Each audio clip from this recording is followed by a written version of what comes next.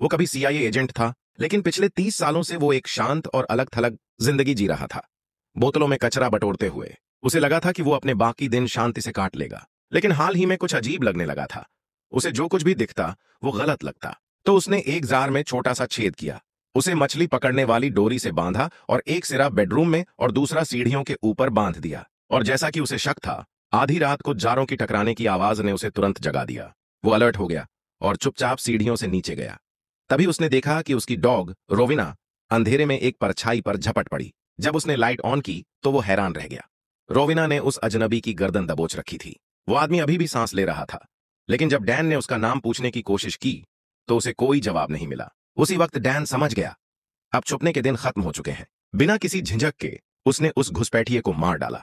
और जैसा कि उसे शक था, उस आदमी के पास एक स्पेशल स्प्रिंग नाइफ मिला। डैन ने उस आदमी का हाथ पकड़ा, उसकी बंदूक ली और दीवार पर कई गोलियां चला दी। फिर उसने पुलिस को कॉल किया और बताया कि उस पर हथियारबंद लोगों ने हमला किया और शायद उसने आत्मरक्षा में किसी को गोली मार दी है। कॉल के बाद उसने अपने बेडसाइड टेबल को हटाया, फर्श के नीचे छुपा कवर हटाया और एक छुपा स्टैश निकाला। फर्जी पासपोर्ट्स, 2 बंदूकें और ढेर सारा कैश। डैन ने सब कुछ एक बैग में रखा और पुलिस का सामना पूरी तरह शांत भाव से किया। जांच के बाद सबको लगा कि वो एक बुजुर्ग आदमी है, लेकिन हकीकत में वो था अंकल डैन, एक रहस्यमय अमेरिकी जासूस जो अफगानिस्तान के युद्ध क्षेत्र से गायब हो गया था।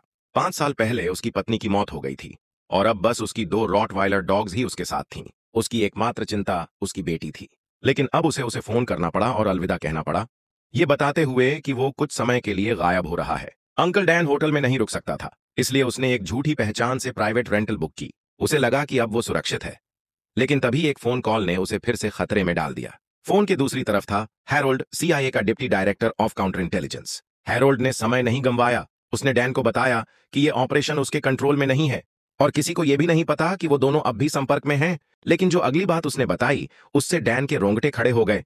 उसकी कार में पहले से ही एक ट्रैकिंग डिवाइस लगा हुआ था और इससे भी बुरा, सिर्फ 3 मिनट में 2 एजेंट्स उसके ठिकाने पर पहुंचने वाले थे। डैन घबरा गया।